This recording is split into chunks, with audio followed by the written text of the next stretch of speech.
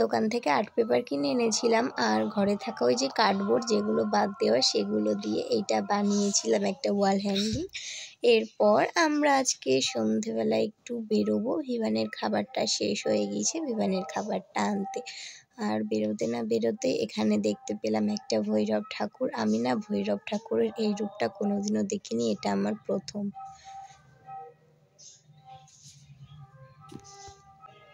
এর সঙ্গে গান বাজনা তো আছেই।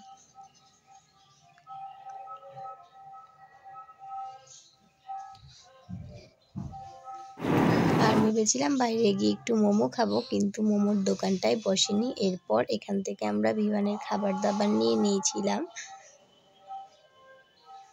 তারপর আমরা গিয়েছিলাম লালবাগের রাজা আসবে তাকে দেখতে। তো তোমরাও দেখতে থাকো লালবাগের রাজাকে।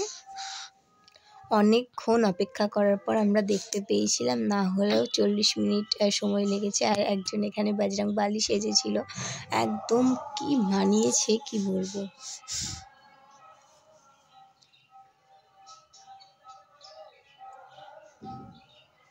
আমি এবং ভিভান গিয়েছিলাম ওখানে। বজরংবলী প্রচুর আদর এবং ভিভানকে প্রচুর আশীর্বাদ।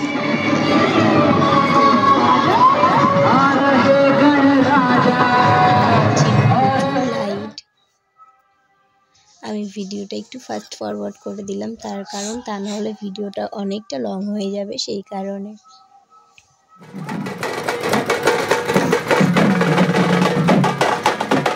আর এখানে ঠাকুরা নাচ করছিল, দেখতে খুব দারুণ লাগছিল। চলো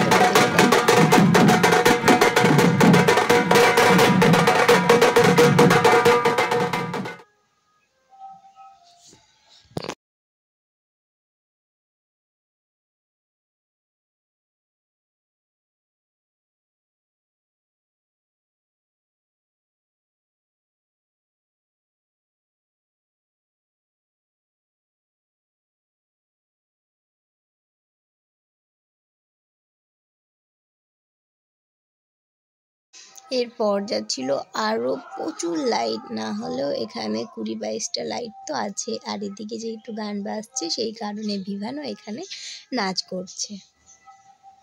এবার চলো লালবাগের রাজাকে এই তো দেখানো হয়নি, এই যে লালবাগের রাজা এবার আসছে গরুর গাড়িতে চড়ে।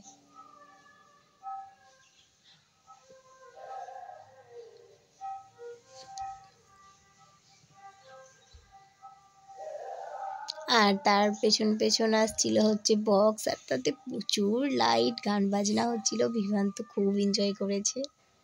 আর আমারও এটা ফার্স্ট টাইম দেখা, আমারও ভীষণ ভালো লেগেছে। আজ না হলেও আমরা 3 থেকে 4টে ঠাকুরের ভাসান দেখলাম।